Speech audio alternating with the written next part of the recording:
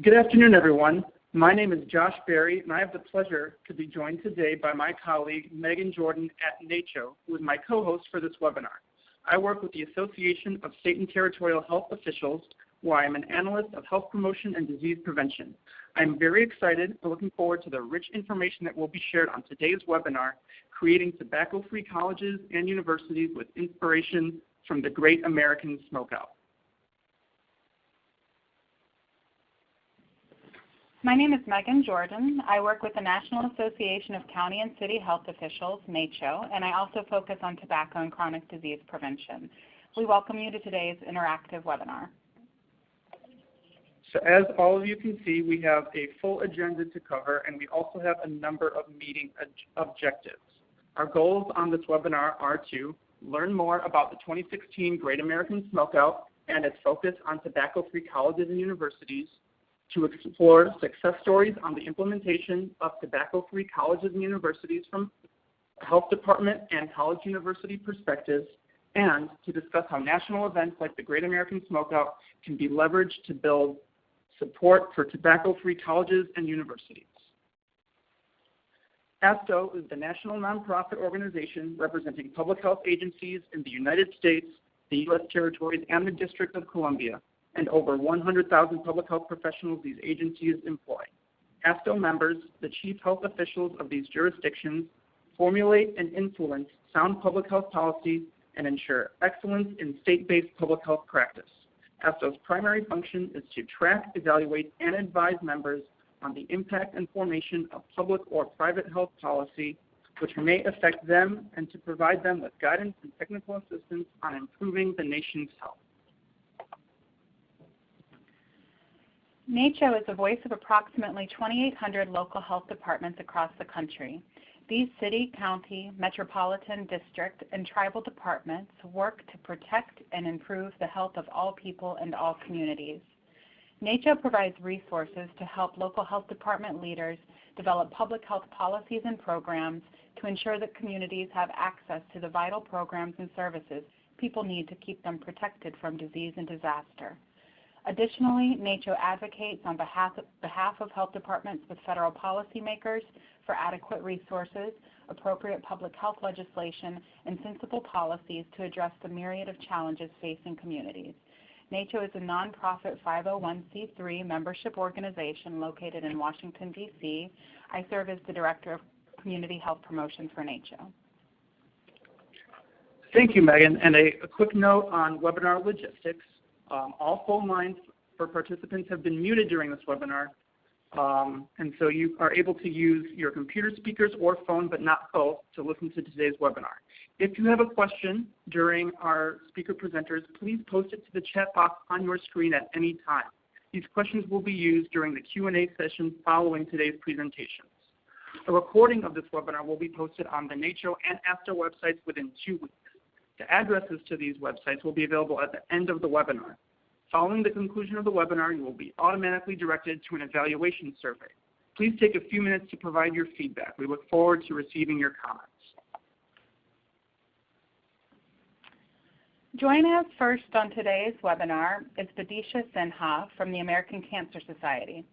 Vidisha is the Director of Tobacco Control Initiatives at the American Cancer Society Center for Tobacco Control. Previously, Vidisha served in the U.S. Department of Health and Human Services Office of the Assistant Secretary for Health as Regional Director working on tobacco prevention on colleges, and as Regional Advisor for Let's Move, cities, towns, and counties working to help lower childhood obesity. Ms. Sinha received her Master's in Public Health from Columbia University in New York. Vidisha, thank you for joining us this afternoon. Good afternoon, everyone. Thank you, Josh, for having me on the webinar today, and Megan for the introduction. I'm thrilled to be here to share with you all a very exciting and new initiative at the American Cancer Society, and to present a little bit about the Great American Smokeout. First, however, I would like to share a little bit of the background that provides the rationale for doing tobacco prevention on college campuses. If you look at a graph, if you look at this graph that I have up now, of 100% smoke-free campuses since 2005, you can see a near linear growth. In fact, according to American First Non-Smokers' Rights Foundation, as of October of this year, at least 1,700 campuses are 100% smoke-free, and of those, more than 1,400 have 100% tobacco-free policy. So you may ask the question, why is this work still necessary? Well, first, there are over 4,500 colleges and universities in the U.S., so we have a long way to go. Secondly, we know that there are over 20 million college and university students in the U.S., and more than 1 million of them are projected to die prematurely from tobacco use. Essentially, this is a campaign to save more than 1 million lives. We also know that 90% of smokers begin smoking by the age of 18, and fully 99% begin by age 26, highlighting again the importance of supporting the college-aged and young adult age groups with more and effective tobacco prevention and cessation efforts. But why work on college campuses specifically? College campuses are just fertile ground for this work. You can change social norms by using the existing educational environment to promote healthy behaviors that will last a lifetime. By using campus leadership, student groups, leaders, educational institutions have a valuable opportunity to shape future behaviors of not only students, but staff, faculty, administration, and even visitors. We understand that campus leadership and college health professionals have many pressing public health priorities to address that affect student safety and academic success, including alcohol and drug use, violence, and sexual assault. So while tobacco use and/or exposure may not appear to demand the same level of urgent attention, cigarette smoking by youth and young adults has immediate and long-term adverse health effects, including addiction and acceleration of the development of chronic diseases across a full lifespan. To help prevent tobacco use on campuses, our initiative asks the campuses adopt 100% smoke or tobacco-free policies. As mentioned earlier, a lot of campuses are already going to 100% tobacco-free, prohibiting the use of any and all tobacco products instead of just combustibles on any and all campus grounds and properties, including residential buildings, both indoors and out, at all times by students, faculty, staff, and visitors. 100% tobacco-free policies are the gold standard because, again, they prohibit the use of all tobacco products, including smokeless and spit tobacco, which contain nicotine and are addictive. They are not a safe alternative to cigarette smoking. Many of the products cause oral, esophageal, pancreatic cancer, gum recession, gum disease, and tooth loss. And they also increase risk of fatal heart attacks and stroke. A lot of college policies that I mentioned earlier now include e-cigarettes, and that's because they are seen as drug delivery devices that are used to inhale nicotine, which is the addictive agent in cigarettes and many other potentially harmful substances. E-cigs aerosol contains carcinogens such as formaldehyde and acetaldehyde, to name a few. Use of e-cigarettes subjects bystanders to secondhand exposure. It creates confusion around enforcement, and it may renormalize the act of smoking. Permitting e-cigs on campus enables the dual usage with cigarettes, which can, as with smokeless tobacco dual usage, perpetuate the addiction and impede cessation. Finally, e-cigarettes may be a gateway to cigarette smoking. Since it has the addictive substance nicotine, e-cig users can become dependent and move on to cigarettes. Very quickly, it is also important to include e-cigs in campuses because we have a lot of work to do, especially to counter the industry, which, much like the traditional tobacco industry, targets youth, tempting them with ads that glamorize the usage of these products and also offering products that appeal to this demographic. Another reason to go tobacco-free, and I'm skipping a few slides here, sorry for the confusion. Another reason to go tobacco-free is an environmental one. 5.6 trillion cigarette butts are dumped into the global environment annually. Butts are the single most commonly collected waste item in campus, park, and beach cleanups. 100% smoke-free policies result in much less butt litter near campus buildings compared to campuses with limited or no restrictions. Studies found that 77% or more fewer cigarette butts on campuses with 100% smoke-free campus-wide policies.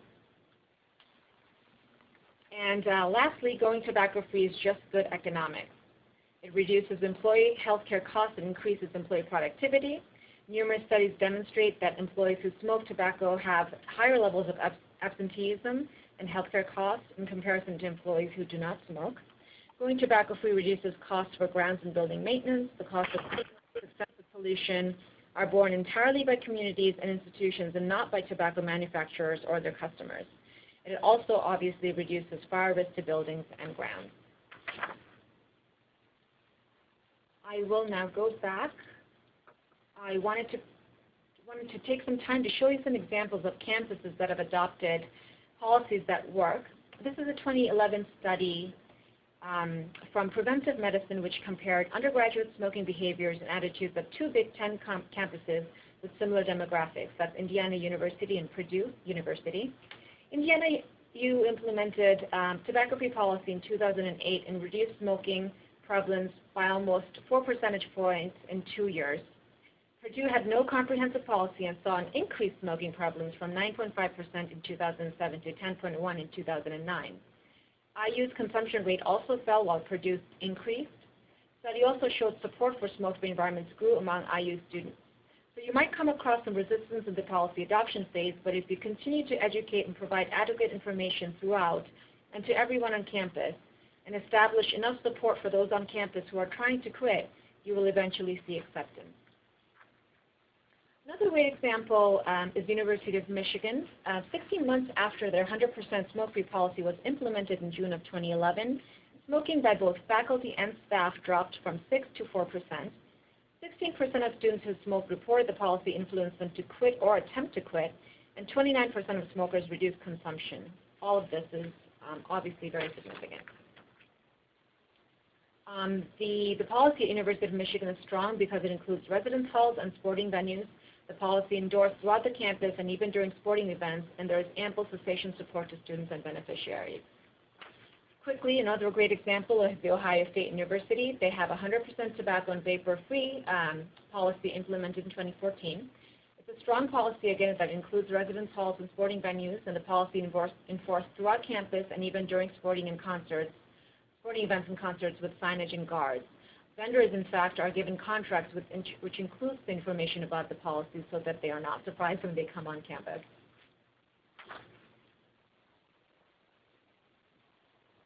So there are a lot of resources out there to help you do this work.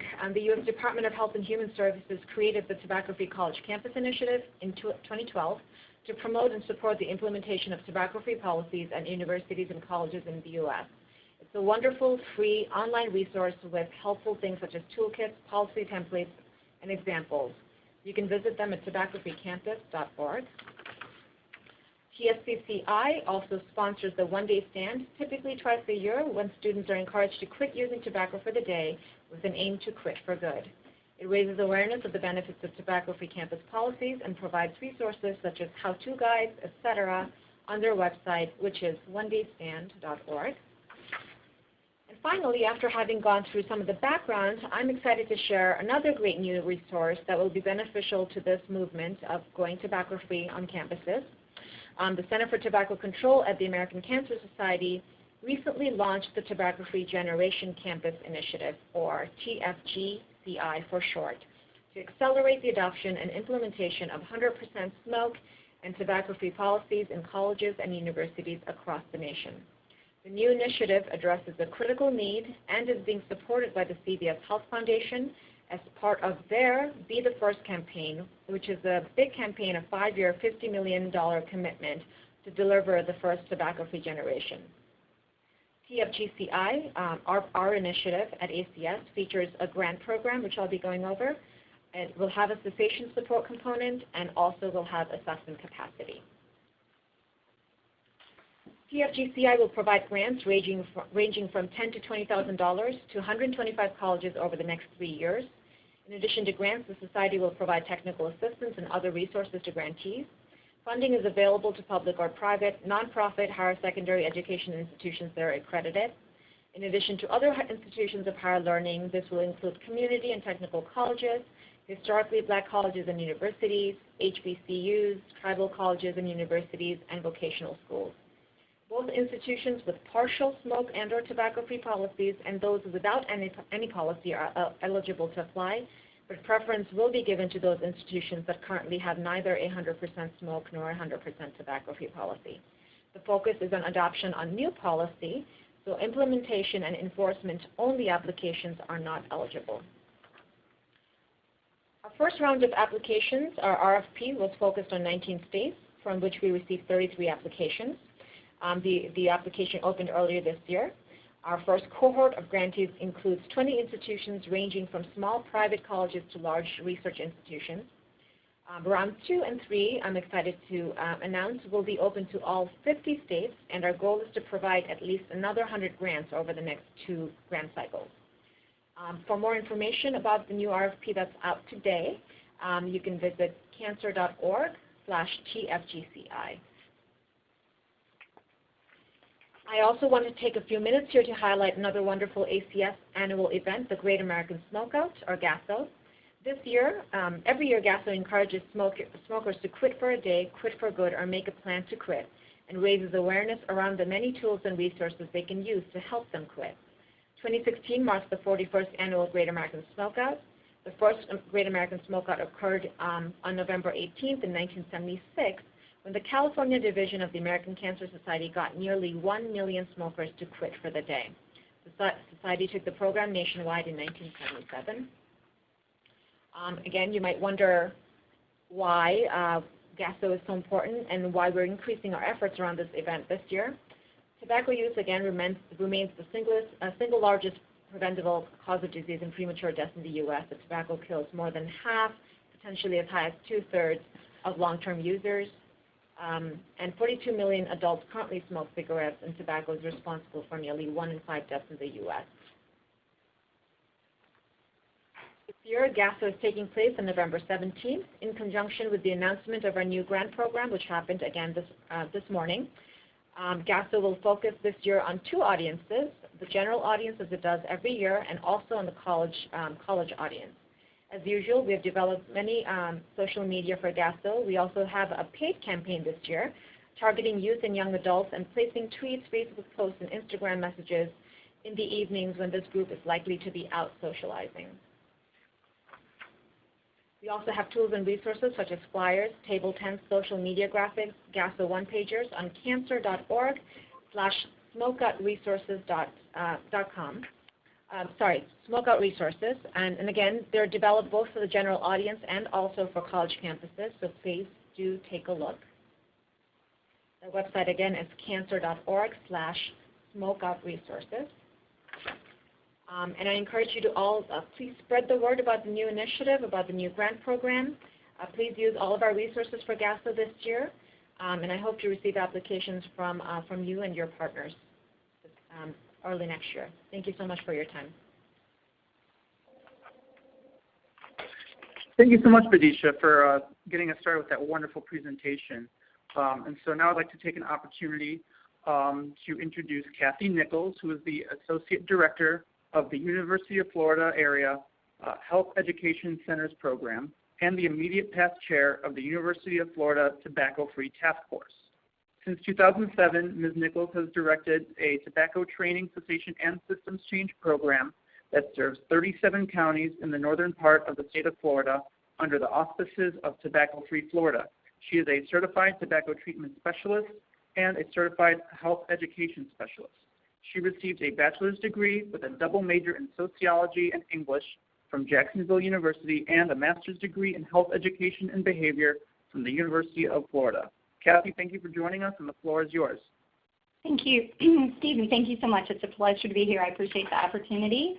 We're going to dive quickly through my presentation because I have a lot of slides. The first couple are sort of just sound bites or brief information on the University of Florida, some stats on us, our employees, and student information. I have a lot of slides that are a little text heavy, but I'm going to jump through them knowing that you all should be receiving these slides after the presentation and can review those at your leisure later. But to do that, let's keep going. So you can, like I said, check these out later. In short, we are a very large land, sea, and space grant university. We're in about 2,000-acre campus in Gainesville, Florida.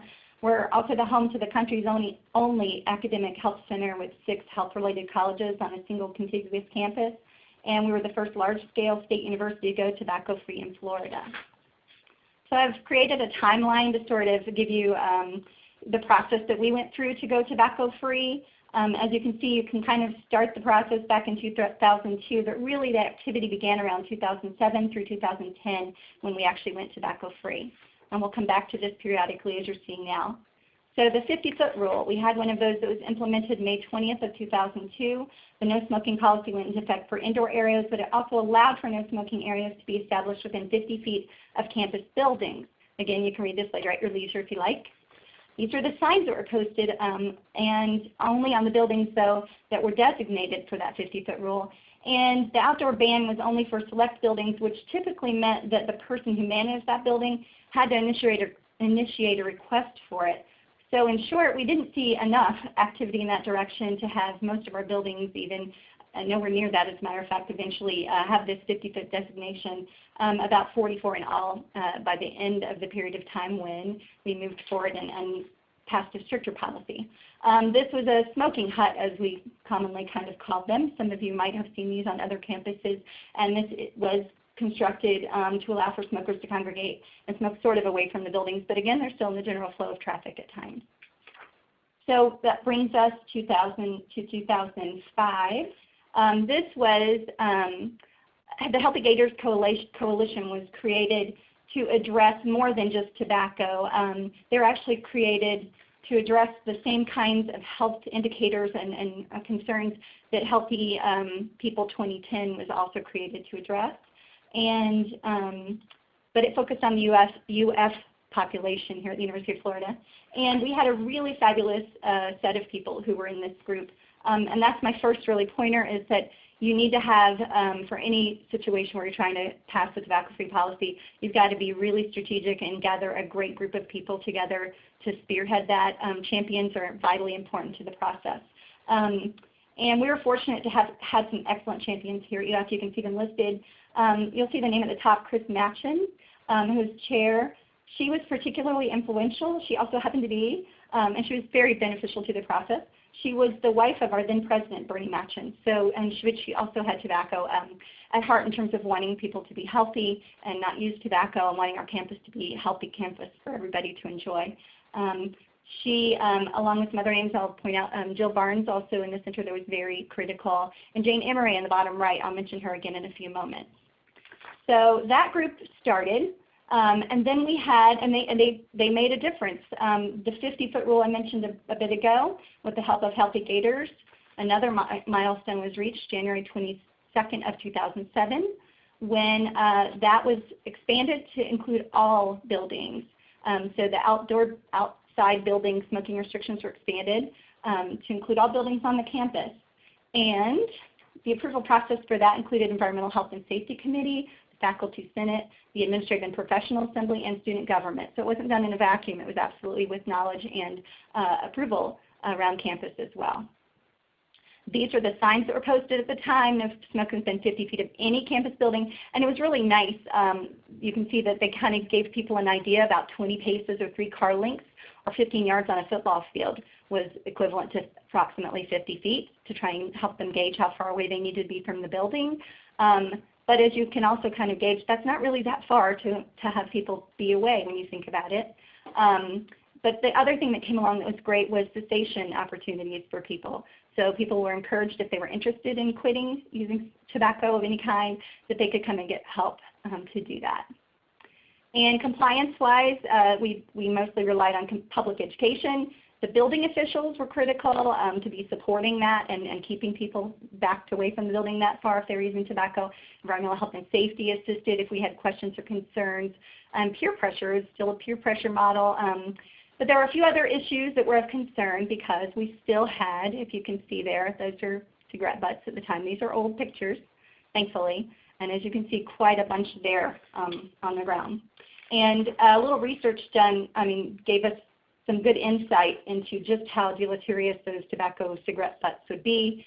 We were talking millions over the course of a year that would be on campus and cause problems potentially by leaching into the ground, in addition to fire hazards. So those kind of concerns led us, to the next part, which was that Healthy Gators group produced a tobacco prevention and cessation task force.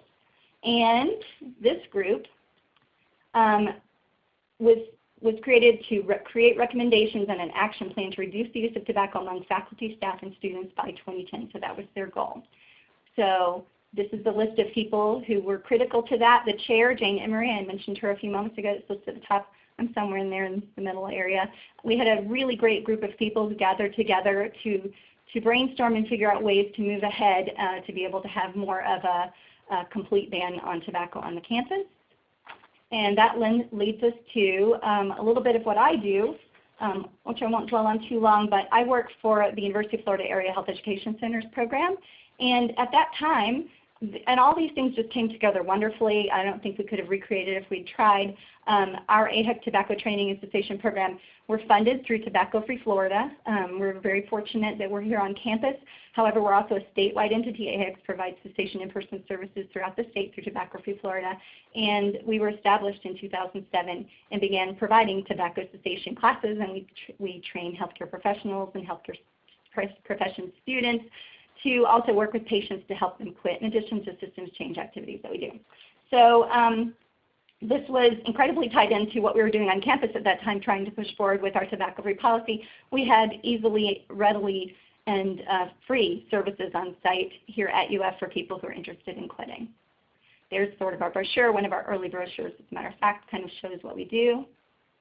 And that moves on to, from there, to the task force recommendations. So that group, the Tobacco Prevention and Cessation Task Force, and after all our meetings, we ended up with a really solid document that was then presented to the president in September of 2008. Very, very strong, convincing evidence of why our university should go tobacco-free. And that went through an approval process as well. And so none of this is done that quickly. It's great now in retrospect. It was definitely a process getting there. But truly, because we had the champions in place and the wisdom of a lot of people involved in this process, it could have been a lot more difficult, I would think, in retrospect, and it was really wonderful. So the president and vice presidents approved. The General Counsel's Office agreed and drafted the policy. The Board of Trustees, the Faculty Senate, the A&P Assembly that I mentioned before, and student government all approved the tobacco-free policy that the campus enjoys now. The campus policy itself had a staggered implementation. You can see here that, and always this is the second kind of, or third maybe at this point, note to make, which is you've got to publicize this in advance and let people know so they're aware, so they can seek services if they choose to, or know how, figure out a way that they can make it through the day without tobacco if they're trying to do that. And, because ideally we help people quit, that's the goal, but we can't force them as far as what they do off campus. We're just enforcing a policy that's pertinent to when they are on campus. So you'll see some of the marketing that went out both internal and external here for when this was going on. And first we had the Academic Health Center, which includes UF Health Shands Hospital and the surrounding areas, the Academic Health Center, as well as Ben Hill Griffin Stadium that went tobacco-free first.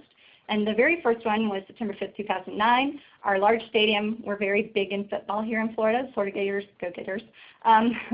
We had our first game on September 5th of that year, and knowing that it was coming, they were anticipating a July 1 rollout the next year. They went ahead and did it early, and we were really impressed and thrilled that that happened. And then the Health Science Center that I mentioned, November 1st, very shortly thereafter, went tobacco-free. Again, communications and marketing critical to the process. You can see this is the poster that was everywhere at that time in terms of November 1st, 2009, tobacco-free together, et cetera. And again, need help quitting. So those are really critical. Make sure that you are able to point people to services to quit if they have that interest and would like to quit. Sorry, let me go back 2 seconds here. The entire campus then went tobacco-free July 1st of 2010. And this was the poster that was related to that. And these were everywhere, including around campus, because we have over 1 million visitors who come to UF annually for the games and other activities on campus. So at hotels and area businesses, it was a big effort to get these out. Florida Bridgewater Alfred at University Relations was critical to that process and really helped move everything along in terms of everyone knowing about the process. We did some preparatory tabling events. That's me. There's Florida, the one on the right there. Doing events beforehand to give people notice on campus that it was coming. We counted down from 30 days to the actual event when we went tobacco-free. Did a little carbon monoxide monitoring for people.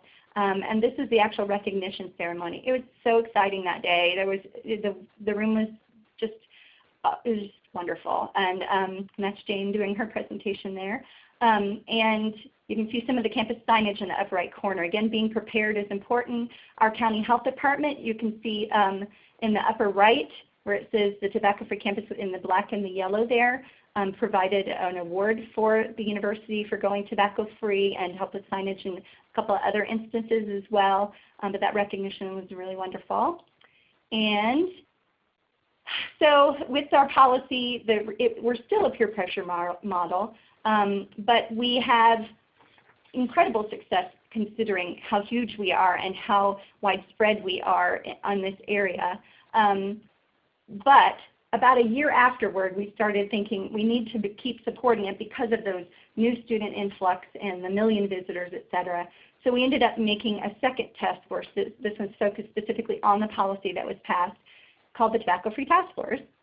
And so I was definitely involved in this. And our Department of Health at the state level had some mini grants that they were providing, and they asked if we could participate or if we'd be interested in participating or trying to get one. And I said, well, we've already got a policy passed. It'd be great if we had support. She said, no, we're doing that. We're going to have funding not just to establish the policy, but actually maintain and support the policy. I said, that's wonderful. We would definitely like to participate. We applied and were awarded grants, a grant that year, and in subsequent years it has been valuable, incredibly valuable to keep the process going, keep us strong, and help us think of new ideas and work in new directions as we've needed to.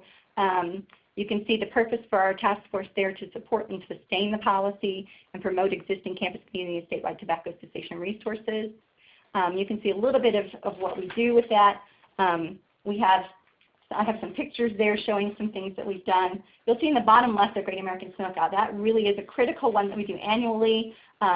I think every year we've done something for Great American Smokeout, sometimes very large events. We've had over 1,500 people reached in one of those events in particular. Most years we have had students participate, health profession students in particular are interested in doing that. We give them a script, they go out and talk to people and provide them with information about the campus resources that are available for people who'd like to quit. And we encourage them to become advocates and to approach people who are using tobacco.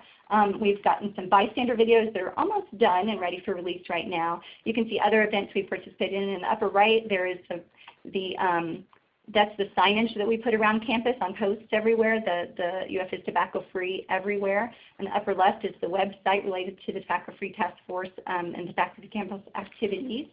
Other things are we, of course, publicize the policy more, encourage enforcement. And we, like I said, we really encourage people and educate them on how to interact with anybody that they might come across.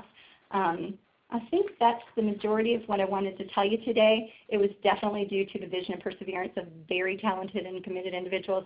So again, I would, if you engage in this process, seek to find those who can support it and work with you to get a wonderful result. And you just keep plugging. James said when we kept working on the document that was the proposed changes, she said, just a document. We got to just keep working on the document. That was sort of, and that was an excellent way to just keep swimming. And it worked, and I'm really pleased to be able to report those results to you. So thank you for your time.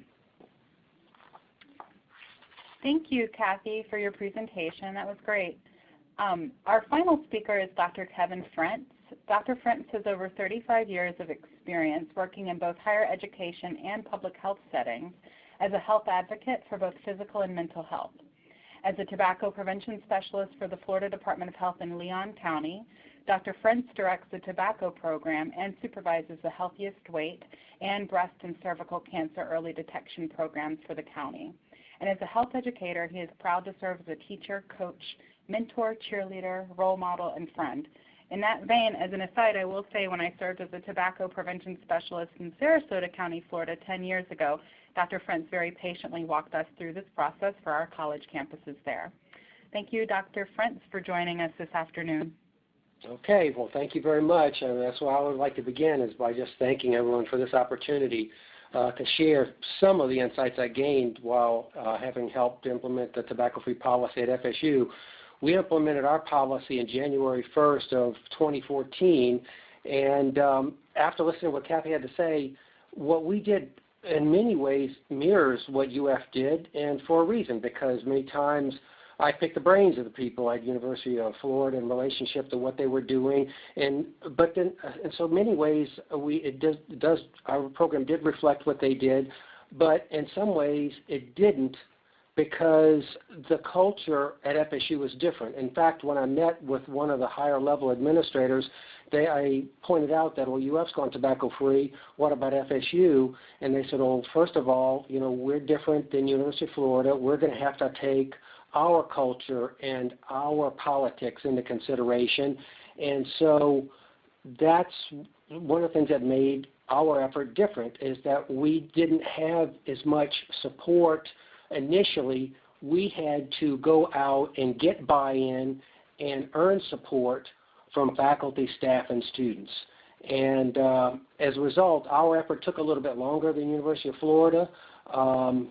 We did get it done. Our effort took 8 years of meetings, seemingly endless back and forth negotiations, developing partnerships, planning, having activities and events.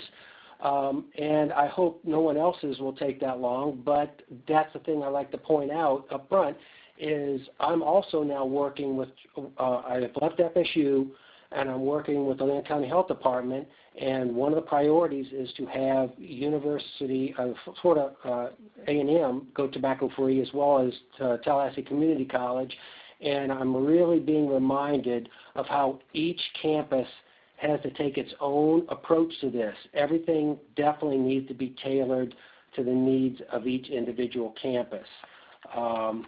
So with that said, this is a great opportunity for me to be able to not only review what we did at FSU, but also to put into perspective what we're about to start. We're in the process, and we are going to be doing and working with Florida A&M as well as TCC. Next slide, please. All right, when I was first asked to participate in today's webinar, I just spontaneously sat down and reflected on the FSU policy effort, and besides the specific activities and events, the thing that really first came to my mind, which is what I thought would be good to share to someone who's contemplating or putting tobacco-free policy into place for their campus, or either thinking about it or already doing it, is the things that really jumped out at me just as an initial covering or review of what I had done and working with others at FSU was something that was taught to me by a past administrator, a person I worked for. When we were talking about policy initiatives, it was reinforced that we follow the 3 Ps, which is patience, persistence, and perseverance. I noticed that Kathy mentioned that, and that couldn't be more true. I know we had to work long and hard to be able to earn the support from key on-campus stakeholders, decision makers, and it went in fits and starts, and sometimes it would be great and things would be humming along, and then something would throw a monkey wrench into the works. And so that's what got us through, is constantly reminding ourselves that other campuses have done this, we can do it too, but we just need to not get ahead of ourselves and not make any missteps, but at the same time just stick with it and persevere. The other thing that came back to me was, besides that, earning that support from campus key stakeholders, decision makers, was just getting information and support from other campus as well as health association professionals, both on campus as well as at the national level. There's all kinds of stuff available on the websites. And finally, the last thing that came up, I was reminded of, is just how often it's just sometimes a matter of timing that you're at the right place at the right time, but sometimes it's because you put yourself at the right place at the right time. And that's by having done the research you need to do, by making the contacts, by developing partnerships, etc. And so, again, Kathy mentioned, I can't emphasize it more anymore, is we need to get buy-in and support from campus stakeholders and decision makers, and this just requires dogged determination in some instances. And some people will actually come to you. They'll hear about what you're trying to do after you start getting the word out, and that's very reinforcing. I'll also have to admit that the experience with the Tobacco-Free FSU Policy Initiative resulted in some of the highest of highs and some of the lowest of lows in my professional career. I think I've heard that from other people who have tried to take this initiative at their campuses, but again, you have to take all of it in stride. But one thing I never doubted was whether or not it was worth it. I mean, if we look at my background as a health educator, and if we remind ourselves that tobacco is the leading preventable cause of death and illness, and we're educating young minds, and for them not to have a full career as a result of a habit they picked up when they were on the college campus, that's just unacceptable. And so that would give me the renewed initiative and energy to work in this direction and stay on track even when we were having pushback. And then also, when I was most frustrated or demoralized, it always seems like a new opportunity would present itself. So I guess I'm saying stick with it, don't give up. Giving up and not sticking with it is what the tobacco industry has depended on and thrived upon. So that's one of the things we need to do, is not allow that tobacco industry to have that, let it be that easy for them to do what they're doing and continue doing. All right, going along, next slide, please. Other reflections is, in hindsight, is that we did get some resistance. There was skepticism about, wait a minute, we're an institution of higher education, why this public health initiative? We've got a lot of other things, bigger fish to fry in relationship to problems on campus. And some of it was just a conflict avoidance from upper-level administrators, and of course there's conflict avoidance from all levels, but mostly from people who just didn't want to have something that's conflictual getting into the media. And so part of it was making sure we took the approach that we were trying to be inclusive and that we weren't trying to violate anyone's rights. I mean, people do have the right to choose, but we kept pointing out that the environment, the campus, should not make it easy for people.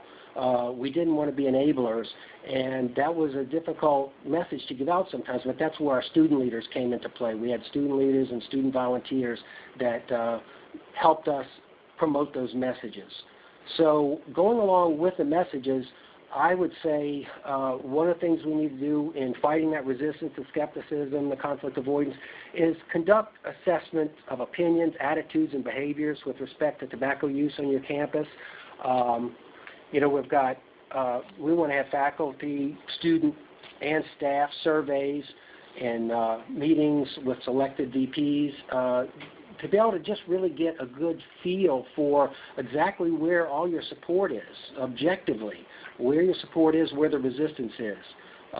Understand the culture and politics and the readiness for change on your campus. So again, this is more of a perspective that I'm taking rather than a prescribed step-by-step. It's more, you know, identify your supporters, truly listen to the issues and concerns so that you can develop a reasoned and reasonable response. And I can't emphasize that enough. One of the things we had to deal with were students who came and joined our effort, and they were very enthusiastic and sometimes a little bit too enthusiastic, and they took the approach that they would go and without our knowing about it, but make more of a conflictual or a conflict in with attacking or being derogatory to smokers, and we had to let them know that that's part of our campus population. They deserve respect and be treated with dignity as well as everyone. So we started off, like UF, with designated smoking areas, and with the idea of eventually working toward tobacco-free policy for the entire campus, and we had 50 feet no smoking zones. And we basically put all our energy into doing outreach, developing contacts and partnerships, because you never know when you might need and benefit from the support and inspiration they can provide. I was so many times surprised. In fact, one instance, we were really worried when we found out that the new chair of the faculty senate was a 2 to 3 day a day smoker, and we thought, oh my gosh, that's going to be the end of our efforts, because we had already been stopped at one instance before with another campus organization because of someone who was a smoker. But when we went and talked to him with an open mind and let him know that we're not going to take an aggressive approach, it was just more to try to protect people's health. He became one of our staunchest, most loyal advocates. He said that he wished someone would have been there for him when he was a youth in college that could have maybe helped him never use tobacco or provide smoking cessation services and aids like we eventually started doing as a result of somewhat with his help. So, and the last thing on this slide is just talking about preemption in Florida and many other states. There is preemptions which doesn't allow you to have policies at the local level that are more stringent than what's allowed by the legislature. And so we did get some resistance to that. But basically, I want to say is make sure that you still make an effort, because there are campuses in Florida as a preemption state that do have policies in place and do actually have enforcement. And UF has done a great job at making sure everyone feels that the policy applies to them. And they've also done a great job of making the entire campus community proud of being a tobacco-free campus. And so that's one of the things I recommend. And then Florida International University also has enforcement of their policies in spite of the preemption. At FSU, our general counsel wasn't willing to allow us to have enforcement because they thought that stepped over the line of preemption. But we're now working with, like I said, FAMU, and FAMU is very open to the idea of having enforcement in their policy. Again, it's not enforcement of relationship defining, but it's having people go to an education class and be informed about the negative consequences to others and, of course, the detrimental consequences to their own campus. Next slide, please. Hi, Kevin. This is Josh at ASTHO. I'm so sorry to cut you short, but we need to move on to Q&A for this afternoon's webinar.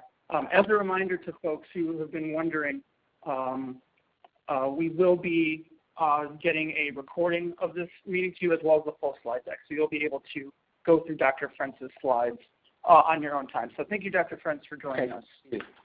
Much appreciated. And so now that we've had a chance to hear from our three dynamic speakers, we're going to open the Q&A session. And so I would like to remind everyone, if they have a question to ask for any of our presenters, please submit that in the chat box. And we have a couple questions already flagged up, so I'd like to get those out to our speakers. So the first question we have is for Badisha at American Cancer Society. Badisha, does the grant program that you discussed include Hispanic serving institutions, HSIs? Yes, hi Josh. Thanks for that question. Absolutely. It's open to all minority serving institutions, including Hispanic serving institutions. So yes. And again, the grant, the RFP is open now at oncancer.org/TFGCI. All right, thank you so much, Badisha, for that response. We have another question as well, and this can go to Kathy or to Dr. Frentz as well. This person is interested in what metrics were determined up front to track progress in tobacco cessation initiatives on campus. Well, this is Kathy. I can tell you a little bit about what was determined here, or what was used to be persuasive. Part of it was and I don't have this data in front of me, but we actually have a report that I could provide that was the one that was provided to the president of our university at the time from the group that had come up with the plan for how to go tobacco-free, or have the policy passed. But we definitely took a look at the use rates on campus for students. We have the Healthy Gator survey that's done every 2 to 3 years. that produced the percentage rates for daily and current use, which is usually 30 days is how that's assessed. People have used tobacco within 30 days. That was helpful for us. We had to gauge it by the state's data for the use among employees, which is significantly higher than the student use. We're very fortunate that way. We've more recently been collecting data on other products that at the time weren't being used, and I know those are being assessed right now, including e-cigarette use and hookah use, for instance, and some of that was mentioned earlier in the program. So we're continuing to gauge success somewhat with those measures.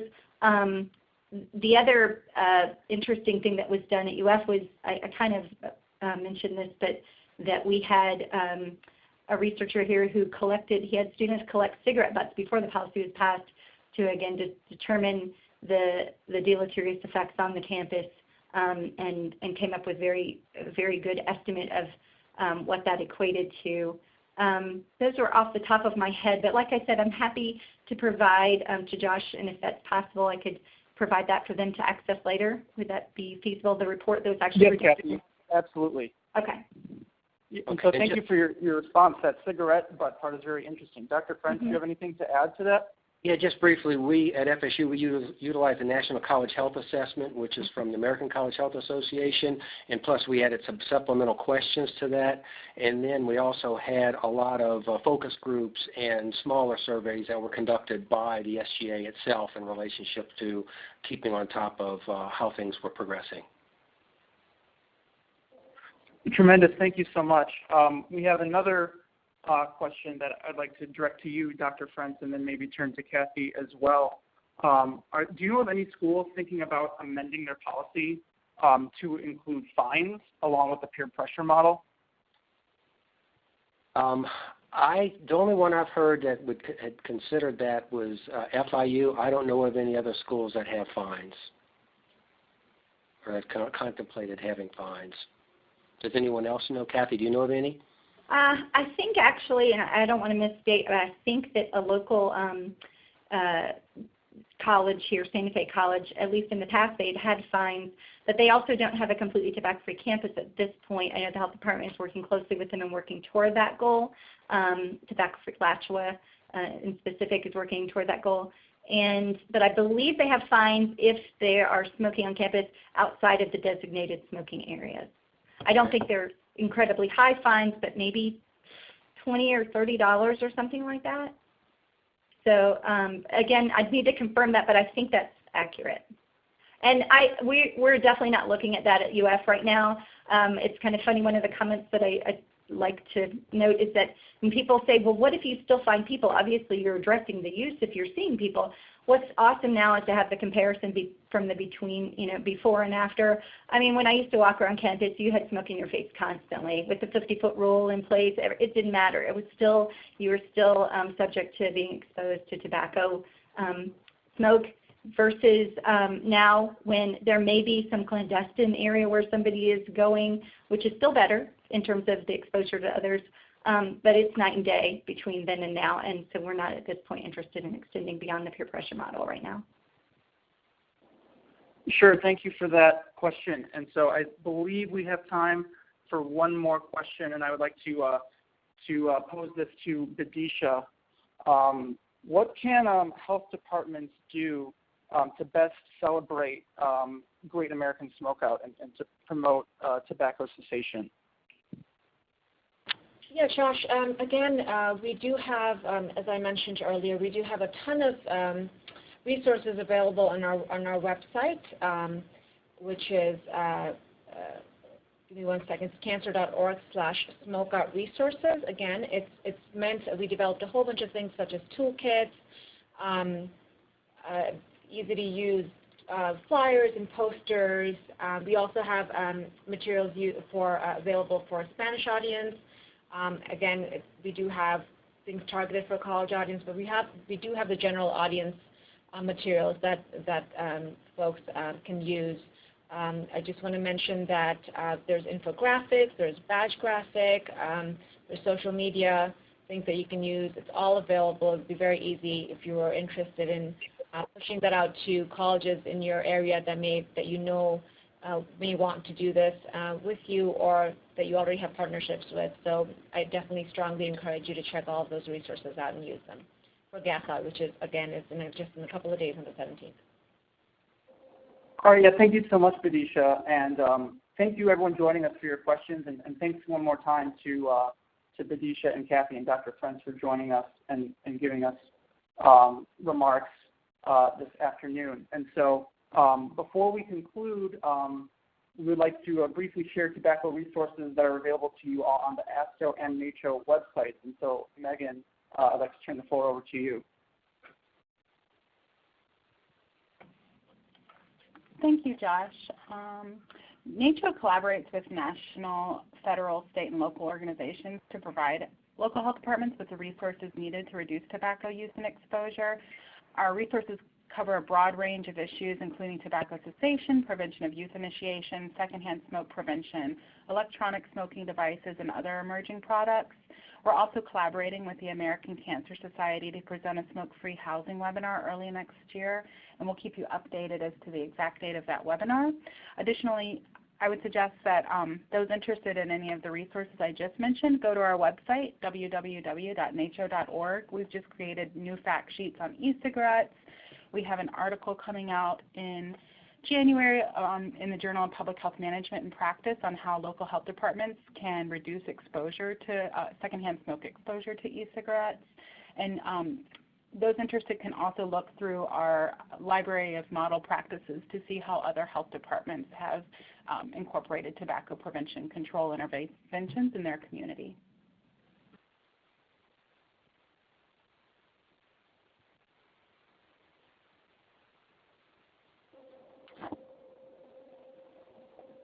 And so this is Josh again from ASTHO. So ASTHO's Tobacco Control Program serves as a resource on perspectives, capacities, challenges, and opportunities to implement state-based tobacco control and prevention initiatives. And so we have a wide range of materials and resources on our tobacco webpage, which you see there at the top of the screen. And for assistance, you can contact myself, Alicia Smith, or Talia Sands. You can also reach out to the Tobacco Control Network by emailing tcn@astho.org.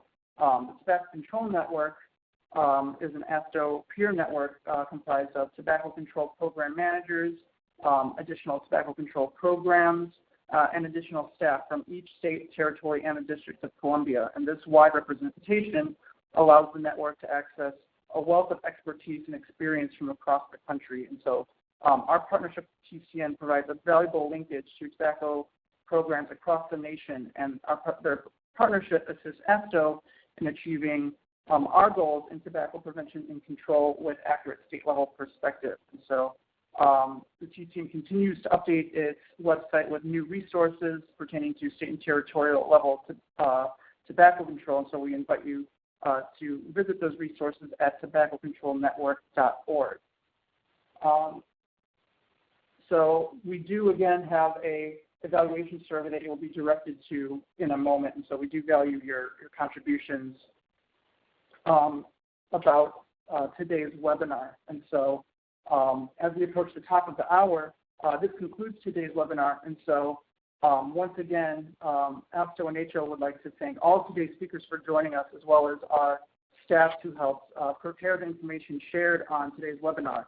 A recording of today's webinar will be available on the ASTHO and NACCHO websites within the next 2 weeks at the web addresses seen on your screen now, and they will also be sent to you via email if you registered to join us this afternoon. And if you have any follow-up questions about today's webinar, please feel free to contact the respective teams at ASTHO and NACCHO. So thank you so much for joining us, and please enjoy the rest of your day.